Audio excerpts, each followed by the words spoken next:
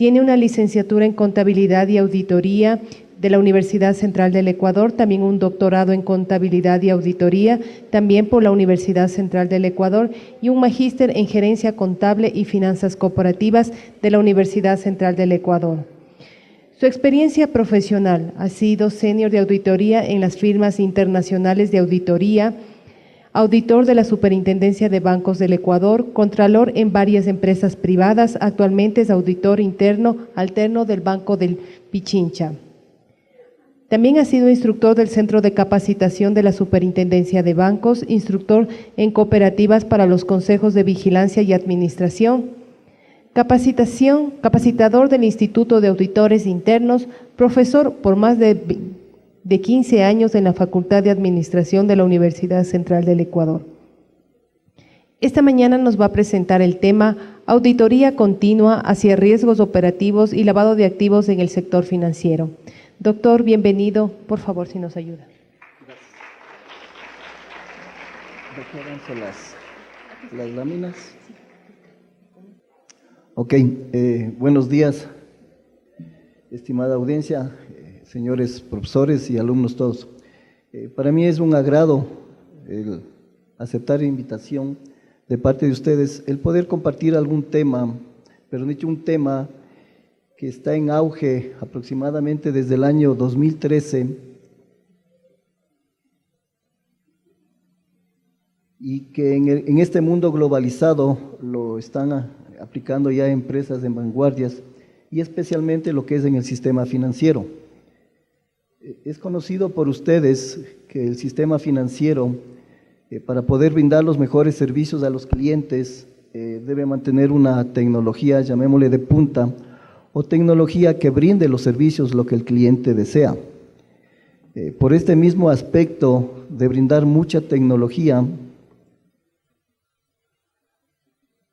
está expuesto a un sinnúmero de riesgos, riesgos internos y riesgos externos. Por esta situación,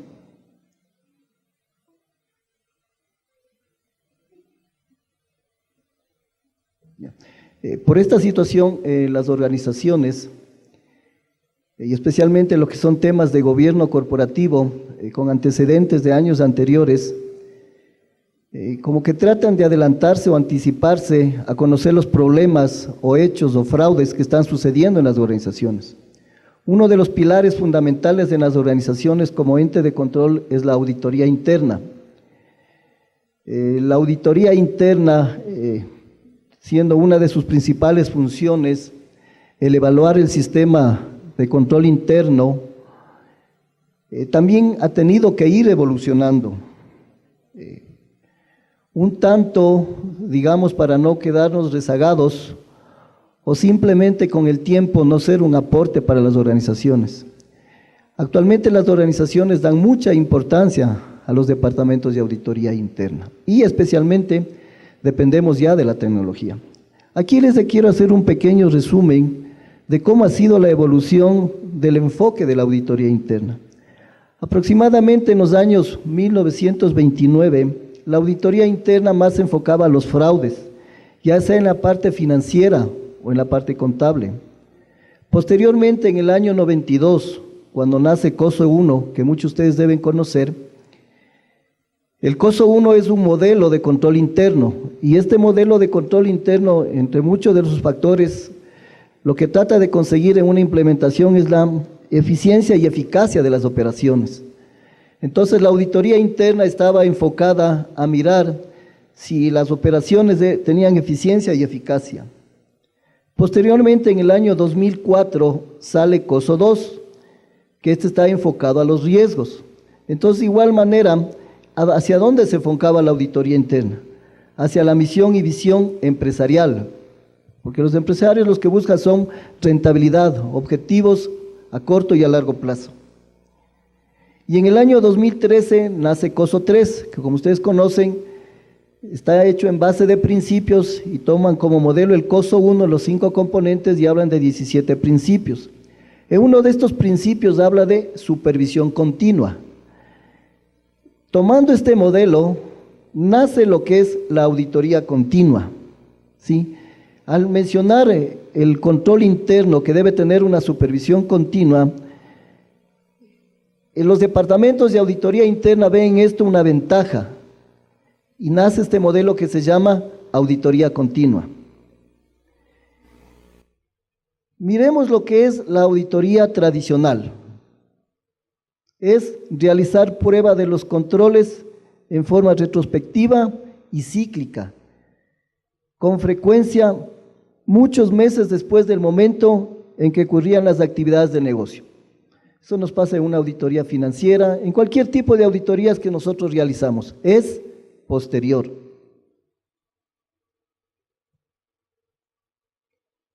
Y generalmente los procedimientos de prueba, ¿cómo fueron? Se basaban en muestreo, ¿sí? Porque se puede realizar la revisión de toda una población o toda una base, pero no vamos a ser oportuno.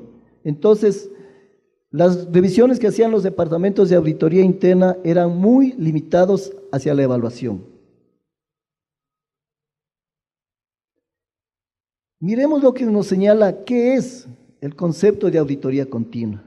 Dice que es un método empleado para realizar evaluaciones de riesgos. Ustedes, ahora que está de moda, los riesgos, ¿sí? Miren que la auditoría continua hacia dónde ya está enfocándose, a evaluaciones de riesgos y controles, de manera automática y más frecuente. Se puede realizar evaluaciones de riesgo en tiempos real, o sea, en línea.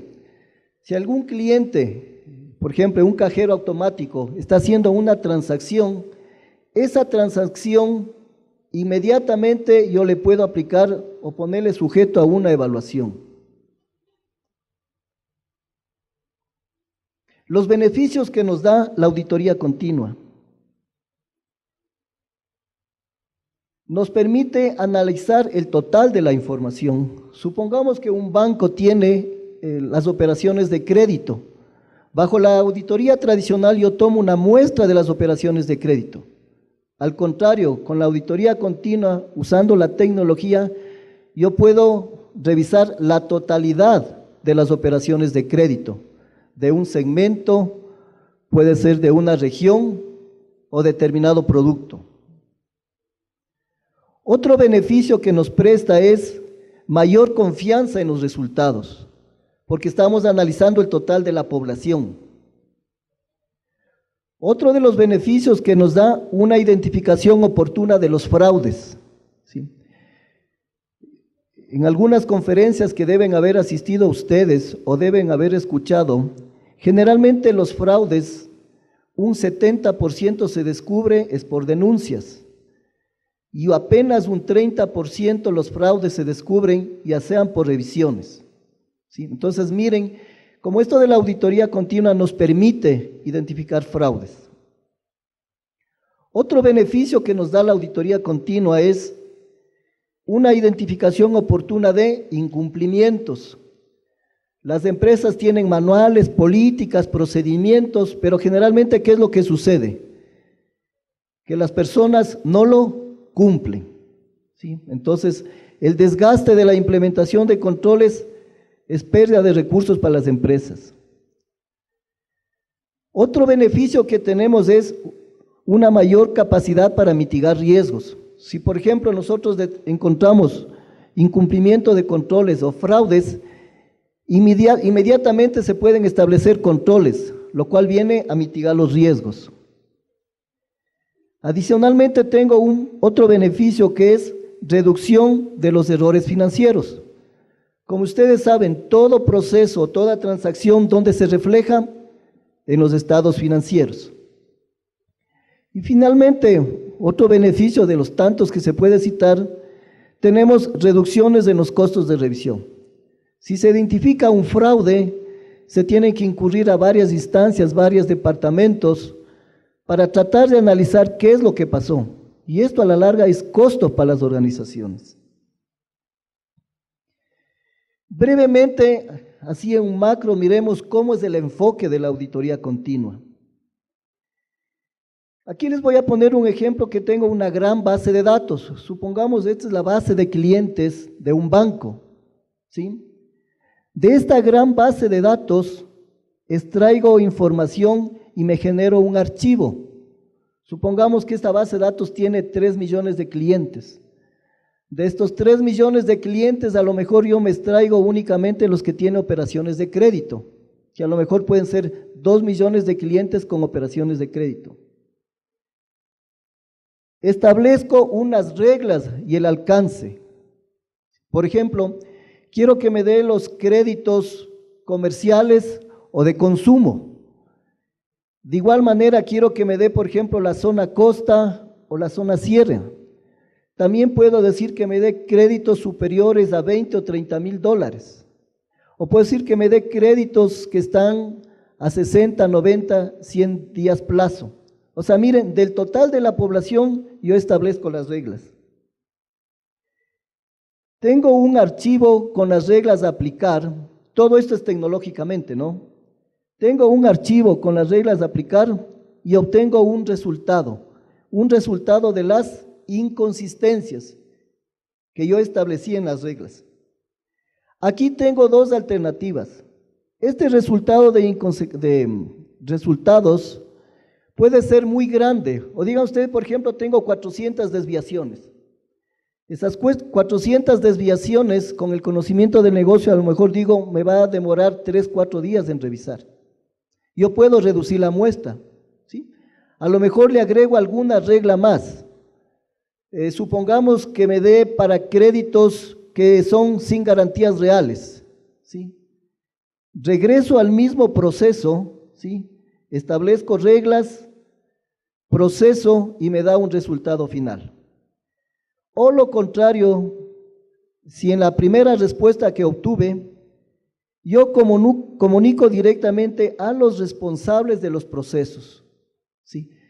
Una de las ventajas de la auditoría continua es que la información o inconsecuencias que yo encuentro, comunico directamente a los responsables de los procesos. Los responsables de los procesos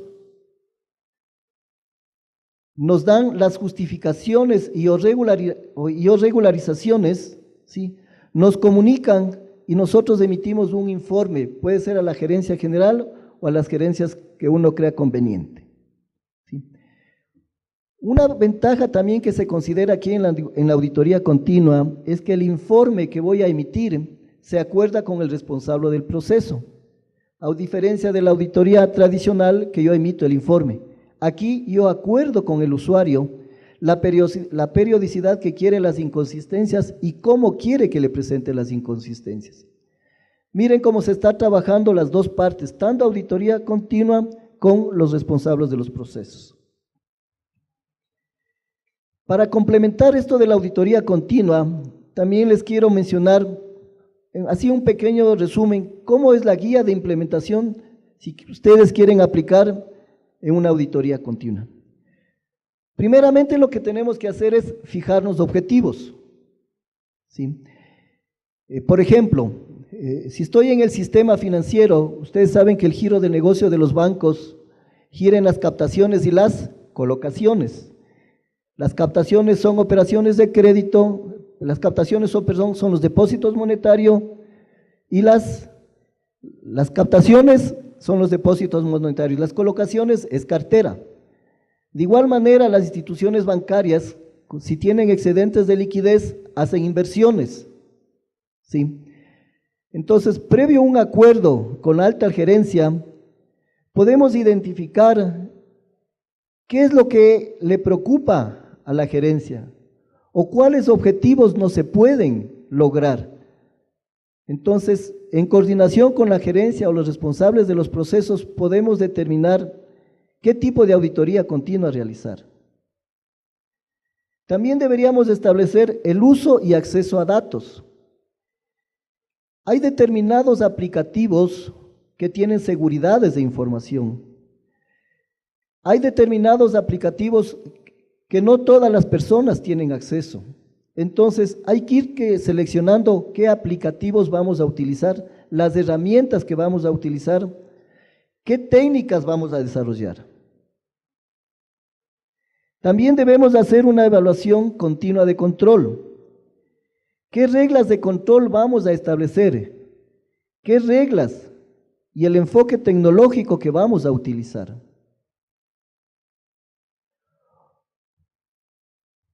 Cuando establecemos la auditoría continua como parte de la guía de implementación, también debemos hacer una evaluación continua de los riesgos. No es otra cosa que ir identificando si los resultados de la auditoría continua se van mitigando o por el tiempo van asomando otro tipo de riesgos o otro tipo de controles. Y finalmente, se debe informar sobre la gestión realizada. Así en macro, esta sería una guía para la implementación de un sistema de auditoría continua. Miremos el tema del lavado de activos. El sistema financiero está expuesto al lavado de activos. Es un tema ya conocido por ustedes o lo habrán escuchado. ¿Qué es el lavado de activos? Antes de mirar el concepto, deben tener en la mente algo sencillo. Lo ilícito, convertirle en lícito. Ese es el lavado de activos. Lo ilícito, convertirle en lícito.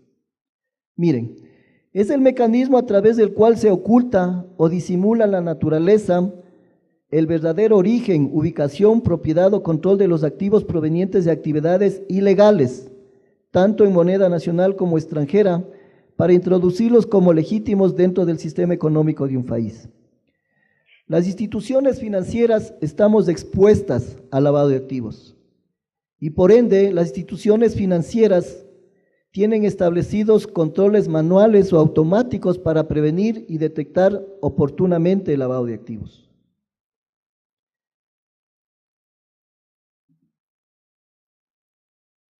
Como les he mencionado, el sistema financiero está expuesto, ya sea por decisión propia de gobierno corporativo o decisión de los entes de control, estamos obligados a adoptar medidas de control para prevenir y mitigar los riesgos. Generalmente, ¿hacia dónde nosotros nos enfocamos? Hacia la prevención. Porque si lograron introducirse, ya estamos expuestos primeramente a un riesgo de reputación, riesgo de imagen, etcétera, etcétera. Entonces, miren, en las instituciones financieras se trabaja bastante en la prevención y mitigación de los riesgos para que puedan ser utilizadas como instrumento para lavar activos. Ok. Miremos lo que es el riesgo operativo. En el sistema financiero nosotros tenemos el tipo de riesgos, riesgo de liquidez, riesgo de mercado y riesgo operativo. El riesgo operativo es uno de los principales a cual nosotros atacamos. En resumen, el riesgo operativo pueden ser a fallas humanos o procesos o tecnológicos a lo que están expuestos las organizaciones. En el riesgo operativo, para resumirles, generalmente ¿dónde está enfocado? Hacia los procesos. Ustedes saben que toda organización tiene sus macroprocesos, procesos y subprocesos de actividades. Hacia las personas. Los procesos o las tecnologías están manejados por las personas. Los sistemas, la tecnología que utiliza el sistema financiero y también estamos expuestos a los factores externos. En resumen, esto es el riesgo operativo al que estamos expuestos las instituciones financieras. Por ejemplo, en los procesos, ¿qué caso podemos tener? Que un proceso no está establecido procedimientos o controles por escrito. Siempre que ustedes hablen de un control, si no está por escrito, es un control que no existe. Generalmente las personas, y es común, no hacemos lo que está establecido o lo que está escrito. En los sistemas, uno de los problemas que tenemos frecuente es la disponibilidad de la información. Y cuando se trata de restablecer la información, estamos expuestos a muchos factores externos de fraude, uno de ellos. Y generalmente los externos, robos y fraude. ¿Por qué esta explicación de lavado de activos y riesgo operativo? Al nosotros hacer auditoría continua, podemos enfocarnos hacia qué. Ver si se cumplen los controles, qué problemas de riesgo operativo se están incumpliendo o qué temas de lavado de activos se están incumpliendo. Con estos antecedentes les voy a dar un caso práctico de un proceso al cual se le realiza una auditoría continua. Es una operación de cartera para el segmento microfinanzas. Les había comentado que tenemos una gran base de datos, ¿sí? De esta gran base de datos extraemos las tablas, ¿sí? Generalmente tablas de parametrizaciones, extraemos la información que nosotros requerimos, en este caso requerimos de cartera microfinanzas, le aplicamos reglas, le vamos a aplicar 2 reglas, que el nivel de venta no supere los $100,000 anual. Para que un cliente sea considerado dentro del segmento microfinanzas, sus ventas no deben superar los $100,000. Si supera los $100,000, ya es otro segmento. Entonces, ¿qué es lo que trato de probar? Que todos los créditos que yo he dado a estas personas reúnan este requisito o esta política, menos de 100,000. Toda esa información consta en los sistemas. Y que sean mayores a 18 años. Ustedes me pueden decir, pero eso es imposible. En la realidad todo eso es posible, ¿sí? Obtengo un reporte de desviaciones, envío al jefe regional de microfinanzas, este a su vez replica las regiones Quito, Costa, Oriente para obtener las justificaciones o la regularización. El primero en conocer cuáles son las desviaciones es el responsable del proceso, porque él puede mirar si sus controles están funcionando o si tiene controles que no son los más adecuados. Toma acciones correctivas oportunamente y posteriormente nos emite un informe auditoría interna. En base de este informe, como ya conocemos la problemática, nosotros evaluamos cómo este departamento, esta área, corrigió oportunamente estas deficiencias. Y este proceso lo puedo hacer diariamente, semanalmente, quincenalmente. Y con el tiempo, ¿qué voy midiendo yo? La evolución, ¿no es cierto? Si estas inconsistencias se van presentando. Supongamos que al tercer mes ya no hay inconsistencias, ¿qué es lo que tendría que hacer? Cambiar las reglas y aplico otras reglas. Entonces, miren, si ustedes tienen una operación de crédito, tiene, supongamos, 30 requisitos que cumplir. Los 30 requisitos lo puedo revisar en una sola corrida, o me puedo ir a los de mayor riesgo, o hacia dónde ustedes, ¿qué es lo que tratan de conseguir? Riesgos, controles, lavado de activos o errores humanos. Les presento otro caso de tasas de interés. Ustedes saben, ¿no?, que cuando tengo una operación de crédito, estas tienen una tasa de interés. De igual manera, tengo una gran base de datos. De esta base de datos extraigo las tablas que se refieran a la tasa de interés que esté relacionada con la operación de crédito, y extraigo solamente las tablas de tasas de interés y le aplico reglas. Aquí le voy a aplicar 2 reglas muy sencillas conocidas por ustedes.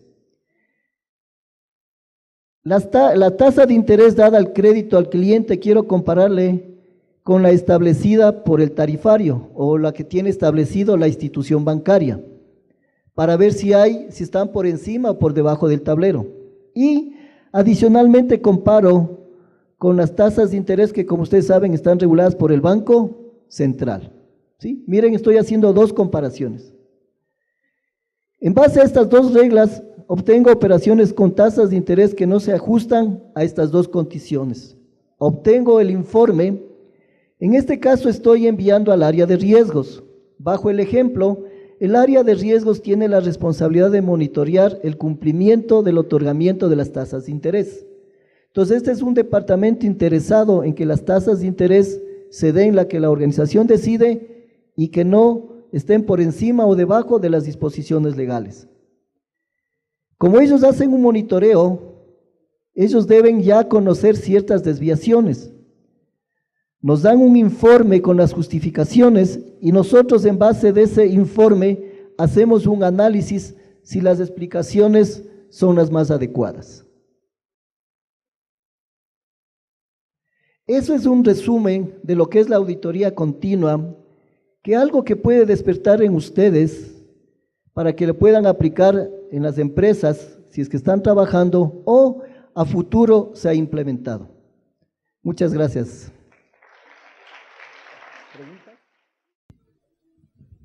Buenos días, doctor. Yo tenía una preguntita. Mire, usted estuvo hablándonos del lavado de activos en las instituciones financieras.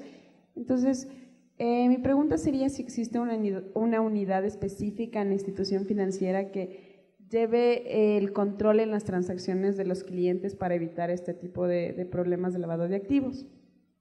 Ok. Por normativa legal, en este caso la Superintendencia de Bancos, quienes son las que controlan las instituciones financieras, exigen la creación de una unidad que se llama la unidad de cumplimiento, y a su vez esta unidad tiene un líder que es el jefe de cumplimiento.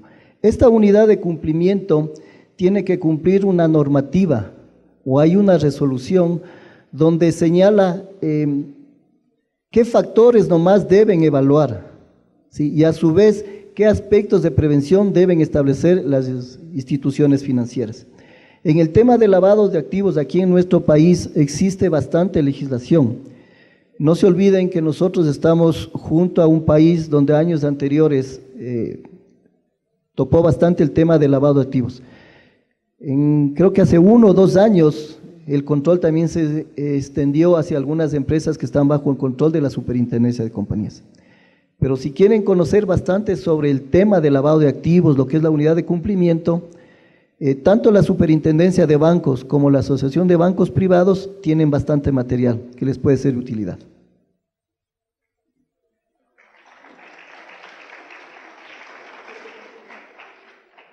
Siguiente pregunta. Buenas tardes. Bueno, mi pregunta es, todos sabemos que el lavado de activos está tipificado como un delito, pero a la vez es decir que se mueve cantidades de dinero enormes. Si estas son insertadas en la economía, lo que haría es aumentar el flujo de dinero. O sea, es mal visto, pero ¿por qué si se puede mejorar la economía? Y otra pregunta es que cuando se detecta que determinada persona o empresa ha cometido este delito y a su vez este dinero pasó por el banco, entonces el banco recibe alguna sanción a más de la que recibe también la persona. ¿Me podría explicar eso, por favor?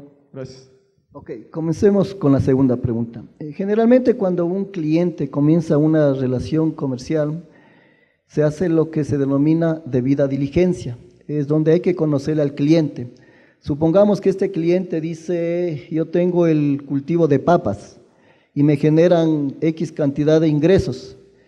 El oficial tendrá que ir a hacer la inspección, primeramente cerciorarse de que realmente el negocio exista, y segundo, que ese negocio genere la cantidad de ingresos que él menciona. Es ahí donde las instituciones financieras toman bastante aspectos de prevención. O sea, lo que tratamos de evitar es de que ingresen. Supongamos que logra evadir los controles. Internamente se hace un monitoreo diario a las transacciones, no solo de esa persona, de todos los clientes. Y bajo la primera pregunta de que como que el dinero ayudaba a la economía, ahí es claro, si es lícito, bienvenido, si es ilícito, no habría nada que responder.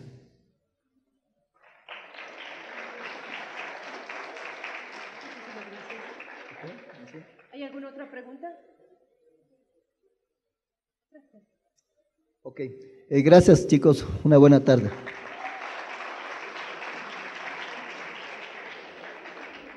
Agradecemos al magíster Juan Calderón, que nos hizo una presentación.